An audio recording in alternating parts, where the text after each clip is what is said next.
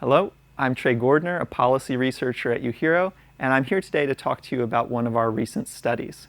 This study is about the Minatoya list phase-out, a proposal by Mayor Bisson of Maui County, and it's sponsored by the Hawaii Community Foundation. To start, let's give a little bit of context about the policy. So this was proposed in the wake of the 2023 Maui wildfires. Destroyed 3,300 structures, many of them single-family and multifamily residences, displacing thousands of residents in an already tight housing market.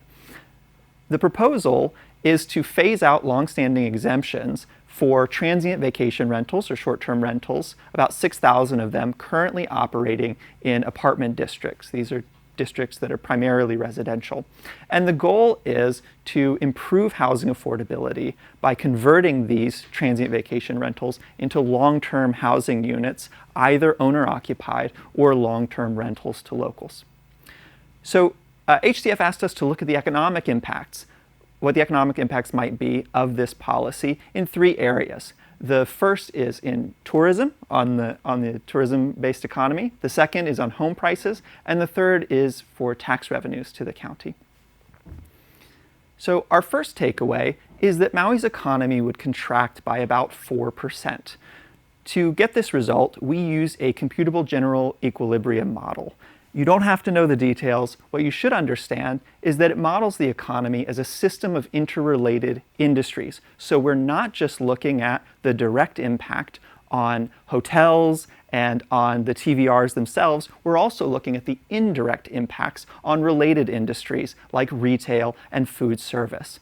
Once we factor all of those things in, we estimate that in terms of purchasing power, as real terms, we see a decline in visitor expenditures of about $570 million, or about 11%. That translates to some losses in incomes and also an overall loss in GDP and a loss of about 1,900 jobs. And for context, that's about the number of jobs that were lost after the Lahaina wildfires. It's sort of the gap that still exists today. And so in some sense, this policy would make that gap permanent.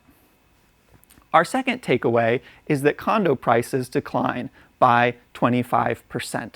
To get this finding, we model the historical relationship between the inventory of condos, how many are on the market at any one time, and the listing price of those condos and the sale price of those condos, factoring in differences over time in job growth and in inflation. And on a wide range of scenarios, between 20 and 40%, but 25% on average is what we find. Now, because the decline in earnings, the decline in incomes, is not as high as the decline in home prices, that means in some sense that housing becomes more affordable. With your income, you can buy more home, right? But that's not the whole story on Maui. So the U.S. Department of Housing and Urban Development treats any price-to-income ratio, the division between the price of the home and your income, any ratio of over 5 as extremely unaffordable. So it is an improvement in relative terms, but it's an improvement that mostly upper-income households will experience. Our third and final takeaway is that there's a tax gap created of about 10%. Now, we look at 3 different taxes and the estimated annual loss of those taxes. The GET surcharge, which is the tax that is kind of like a sales tax, it's tagged on to visitor spending, would decline by about $15 million.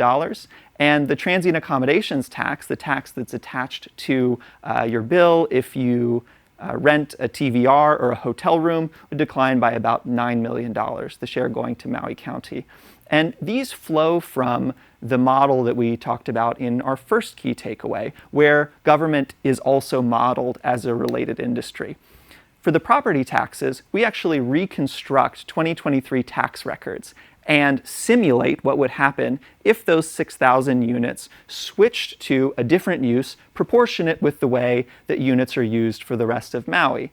Now, there are direct and indirect impacts of that. The direct impact is on those units switching uses, and the indirect impact is the price declines that we discussed on the previous slide. So factoring both of those things in, we estimate that property taxes receipts would decline by about $60 million a year. Thank you very much for your attention. If you have any questions, you'd like to read more of the report, please check out our website, UHERO.hawaii.edu.